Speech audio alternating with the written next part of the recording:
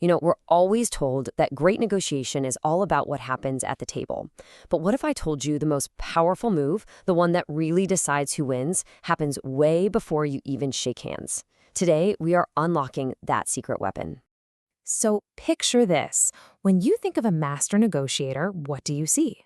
I bet it's someone super charismatic, right? Quick on their feet, has an answer for everything, the kind of person who just wins you over with their personality. But is that what it really takes? Let's find out.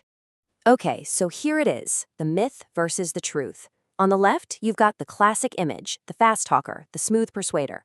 But all the evidence, all the data, points to the person on the right, the planner. It's not about being a genius in the moment. It's about the deep research and the solid planning you do beforehand. The win is pretty much locked in before the conversation even begins. So let's really dig into this myth. Why is this idea of the on-the-spot genius so wrong? And more importantly, what are we missing by believing it? Yeah, we get fixated on that final conversation, don't we? We think it's all about having the perfect line at just the right time. But honestly, that's like saying a team wins the championship only because of the final play, completely ignoring all the training, the strategy, and the sweat that went into it for months. So, if the myth is busted, what's the right way to look at this? Well, it all comes down to one incredibly powerful idea: the preparation principle. This is where the real magic happens, and where the game is truly won. This quote just nails it, doesn't it? It's not magic. It's not some kind of raw talent you're born with. Success is something you build, piece by piece, long before you ever step into that room. Just let that sink in for a second. The outcome is often decided before the negotiation even officially starts. All that time you spend preparing, the research, the planning, the strategizing, that's where you get your edge. The actual meeting, that's just you running the plays you already drew up. All right, so if preparation is the absolute key, what does a good game plan actually look like?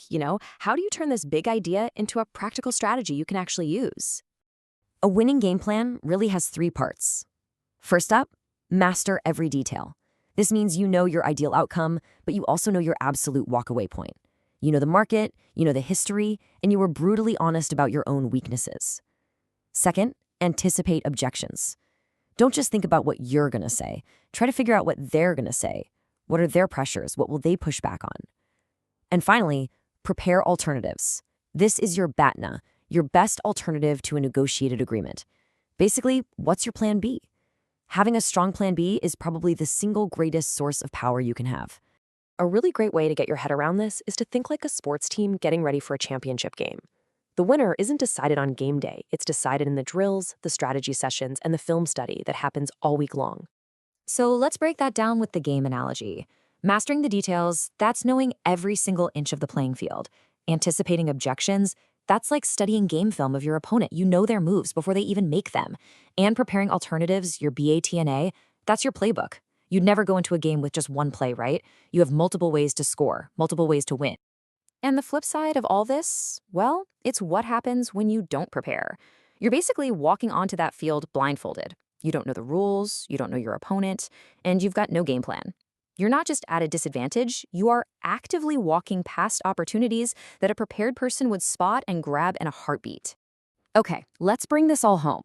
How can you take this principle and apply it to your life, to your very next negotiation, whether it's big or small? So, the next time you're heading into a negotiation, I want you to stop asking, what am I going to say, and start asking, how am I going to prepare? Because at the end of the day, the most persuasive speech, the most charming personality, it's just no match for a well-researched, strategically planned position.